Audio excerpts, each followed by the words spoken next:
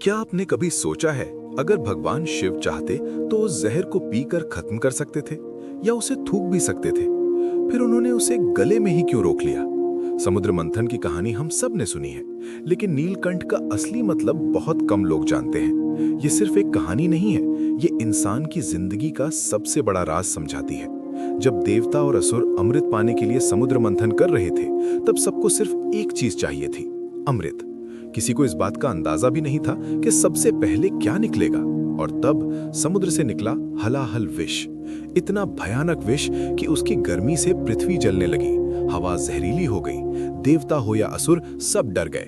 किसी में हिम्मत नहीं थी उस विष को छूने की भी। तब सब भगवान शिव के पास गए।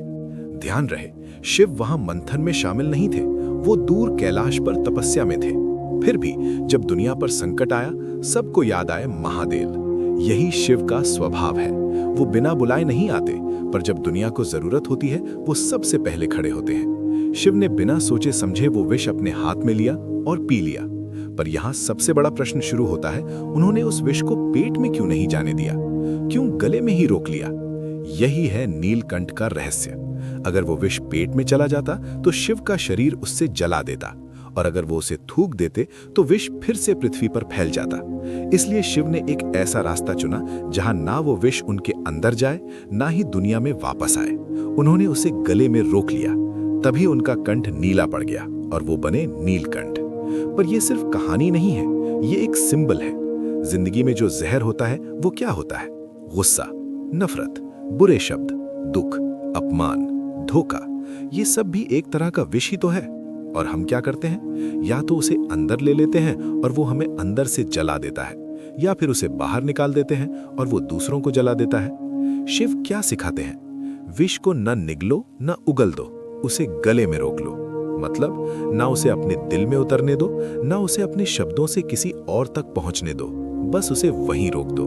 यही नीलकंठ होने का अर्थ है। जब कोई आपको बुरा कहे, जब जिंदगी में दुख मिले, जब लोग अपमान करें, उसे अंदर मत लो, वरना वो आपको तोड़ देगा। उसे बाहर मत फेंको, वरना वो रिश्ते तोड़ देगा। उसे गले में रोक लो। शिव का नीला कंठ हमें यही सिखाता है। इसीलिए महादेव को सबसे बड़ा योगी कहा जाता है, क्योंकि योगी वही होता है जो जहर को भी शांति में बदल दे। सोचिए, अगर उस दिन शिव वो विष ना पीते तो न देवता बचते, न असुर, न पृथ्वी, न हम। इसलिए नीलकंठ का मतलब सिर्फ एक नाम नहीं, ये सबसे बड़ा बलिदान है। और एक और गहरा रहस्य है, विष गले में ही क्यों रोका? गला क्या होता है? गला होता है आवाज का स्थान। शिव ने विष को उस जगह रोका जहां से शब्द निकलते हैं। इसका मतलब जब आपके अंदर जहर हो, तब भी आपके मुंह से जहर नहीं निकलना चाहिए। कितनी गहरी बात है ये। शिव ने विष को कंट्रोल किया ताकि उनकी वाणी कभी विषैली ना हो। इसीलिए महादेव को भोलेनाथ कहा जाता है। उनके अंदर कितना भी दर्द हो, उनकी वाणी में कभी कड़वाहट नहीं होती। नीलकंठ का सच ये है, ये कहानी हमें सिखाती है कि जिंदगी में सबसे बड़ा योग क्या है? अपने अंदर के जहर को संभालना। आज के समय में हर इंसान समुद्र मंथन कर रहा है, मेहनत कर रहा है, संघर्ष कर रहा है कुछ पाने के लिए। और उस मंथन में सबसे पहले क्या निकलता है? परेशानी, दुख, लोगों की बातें, असफलता। यही तो विष है। और जो इंसान इस विष को संभाल लेता है, वही अपनी जिंदगी का नीलकंठ बन जाता है। तब जाकर उसे अमृत मिलता है, सफलता का अमृत। इसलिए कहते हैं, शिव सिर्फ भगवान नहीं, जीने का तरीका है। नीलकंठ का मतलब है दुनिया का जहर अपने तक रोक लेना, पर किसी और तक न पहुंचने देना। आज जब भी आप शिव जी की नीली गर्दन देखो, तो सिर्फ कहानी याद मत करना, याद करना, मुझे भी अपनी जिंदगी में नीलकंठ बनना है। हर हर महादेव।